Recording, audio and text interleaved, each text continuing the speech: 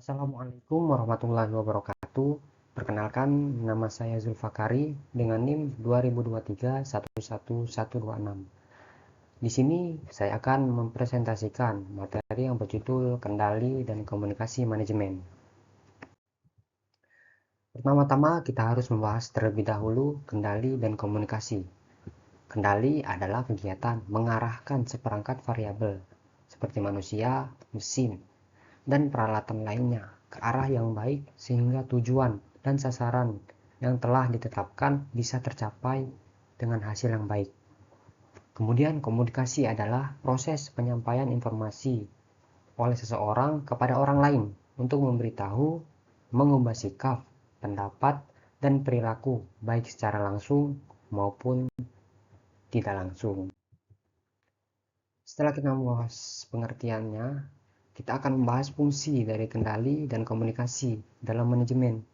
Yang mana fungsi dari kendali yang pertama yaitu merencanakan kegiatan, mengkoordinasikan kegiatan, kemudian informasi dan komunikasi yang baik, mengevaluasi informasi dan memutuskan tindakan.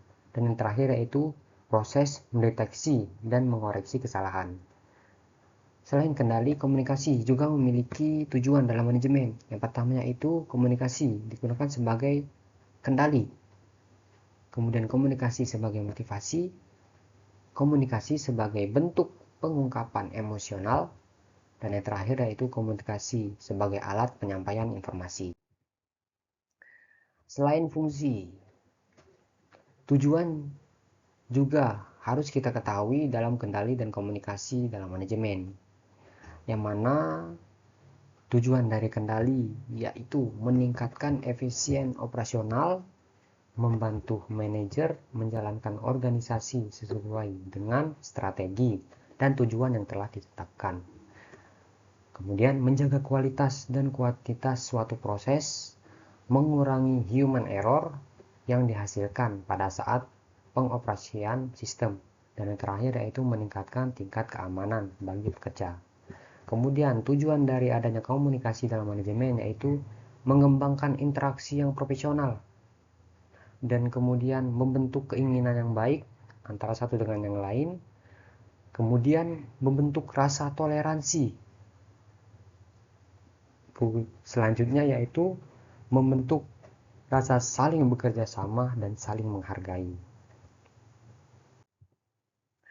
Baiklah, di sini kita akan membahas contoh kasus dari kendali dan komunikasi dalam manajemen, yang mana pada Kompas TV dia memilih untuk meningkatkan kinerja tim produksi.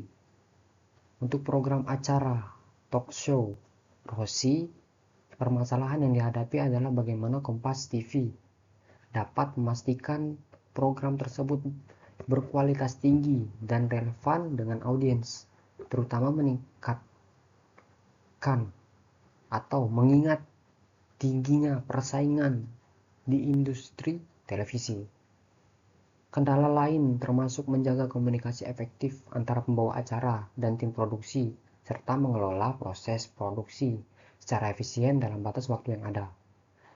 Nah, berdasarkan kasus tersebut, kita dapat menyimpulkan beberapa masalahnya. Yang pertama yaitu keterbatasan koordinasi, yang mana komunikasi antara pembawa acara dengan tim produksi sering kurang terkoordinasi, sehingga menentukan tema acara menjadi terlambat.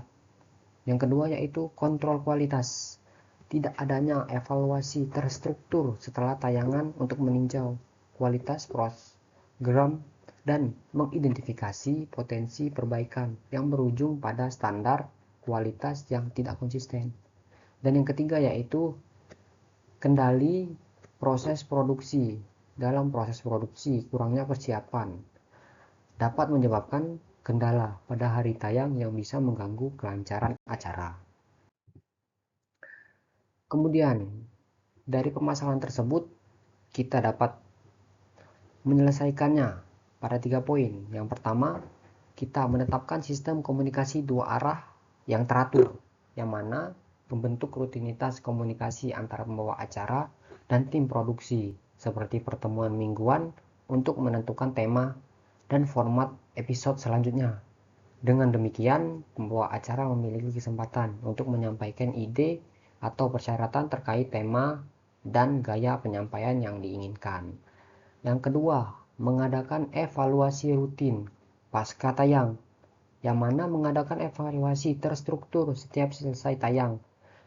Tim produksi dan pembawa acara dapat meninjau performa, membahas kekurangan, dan merencanakan perbaikan untuk episode berikutnya.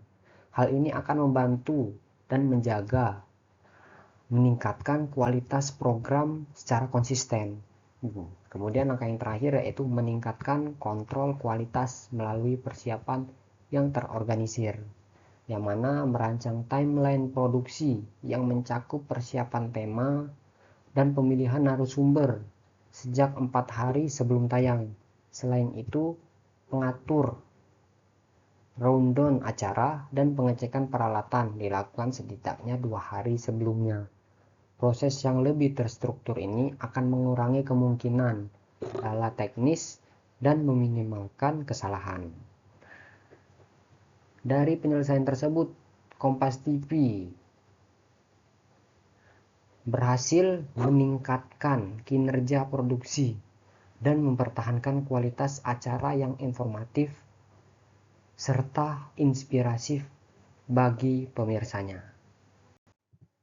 Baiklah, dari materi yang telah saya sampaikan sebelumnya, dapat disimpulkan bahwa kendali dalam manajemen berfungsi untuk mengarahkan berbagai elemen dalam organisasi, termasuk manusia, mesin, agar tercapai tujuan secara efisien dan berkualitas.